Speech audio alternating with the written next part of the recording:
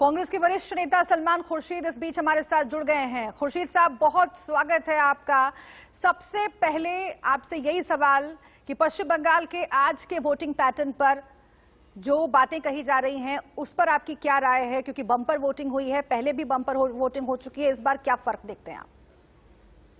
देखिए, मैं बंगाल होकर आ चुका हूं। अभी मैं केरला के पास हूं, क्योंकि वहाँ रहना संभव नहीं था। लेकिन जो मैं वहाँ देखकर आया हूँ और जो मुझे अभी जो भी सामने आप लोग की रिपोर्टिंग से समझ में आ रहा है, वो ये है कि बहुत आंकड़े की, बहुत वहाँ पर एक शिद्दत की एक गंभीर लड़ाई है और उस गंभीर लड़ाई को लेकर वोटर बहुत उजागर है और वोटर निकला है। एक बड़ी संख्या में वोटर निकला है और निकलता रहेगा। ये पूरे चुनाव में वोटर जो है अच्छी संख्या में निकलता रहेगा। लेकिन लोग आंकड़े लगाते हैं कि ये वोटर ज़्यादा निकले या कम निकले, इससे परिणाम ये आएंगे वो आएंगे। मैं समझता हूँ वो ज़मीनी बात नहीं है।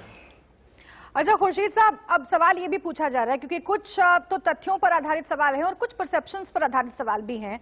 कहा यह जा रहा है कि फाइट में तृणमूल और बीजेपी है आमने सामने पश्चिम बंगाल में। एक्सपर्ट्स भी मान रहे हैं, जमीनी लोग भी मान रहे हैं।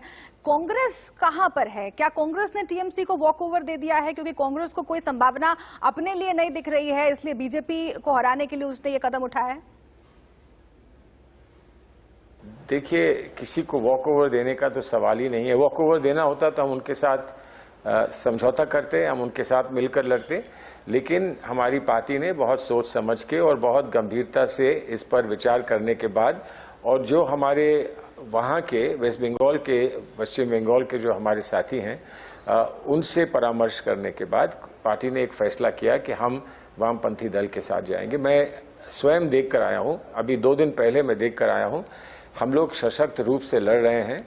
ये सही हो सकता है, ये सही हो सकता है कि वहाँ पर एक सत्तारूढ़ पार्टी है टीएमसी, जो ज़्यादा दिखती है, जो चुनाव में ज़्यादा दिखती है। भारतीय जनता पार्टी बहुत पैसा खर्च कर रहे हैं, इसलिए वो भी दिखते होंगे। लेकिन ज़मीन पर मुझे भारतीय जनता पार्टी नहीं दिखी।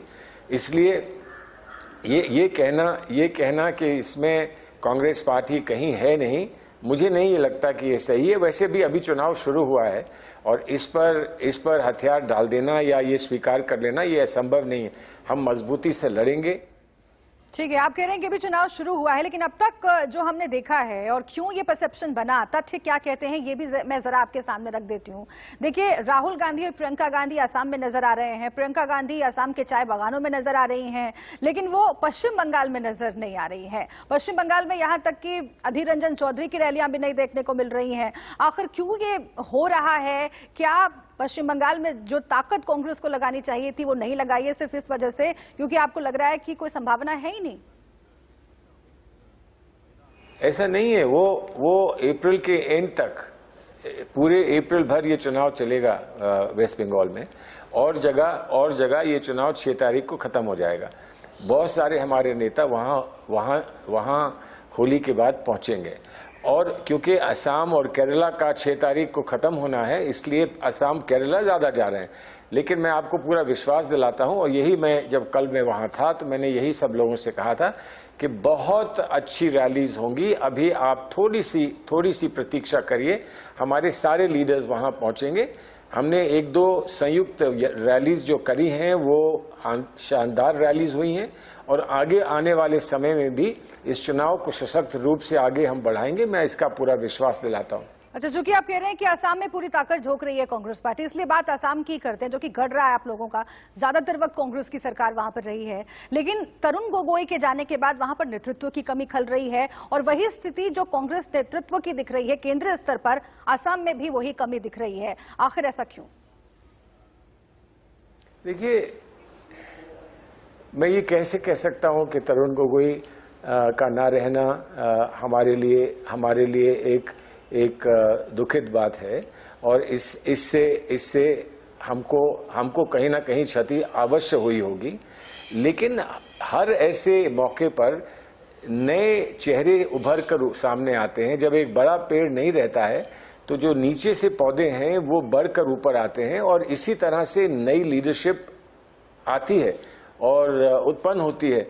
और ये वहां पर बड़ा साफ दिख रहा है कि 2-4 नौजवान वहां हैं, जिसमें गौरव भी हैं, गौरव गोगोई भी हैं, 2-4 नौजवान जो बड़ी मजबूती के साथ अपने नौजवान साथियों को आगे लेकर आगे बढ़ रहे हैं।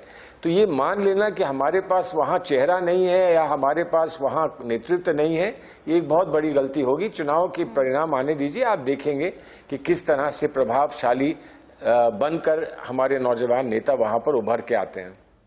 ठीक है, दो बहुत महत्वपूर्ण बातें, एक तो ये कि G23 को लेकर के जो उहापोह की स्थिति रही, जो मतभेद रहे, जो बड़े लीडर्स हैं उनका रैली नहीं करना, उनका सक्रिय नहीं होना, क्या इससे नुकसान हो रहा है, और दूसरा असम जो कि गढ़ है कांग्रेस का, वहां पर उतनी ताकत अगर नहीं झोंकी जा रही है, तमिलनाडु में राहुल गांधी ज्यादा नजर आ रहे हैं, क्या ये रणनीतिक खामी है कांग्रेस की?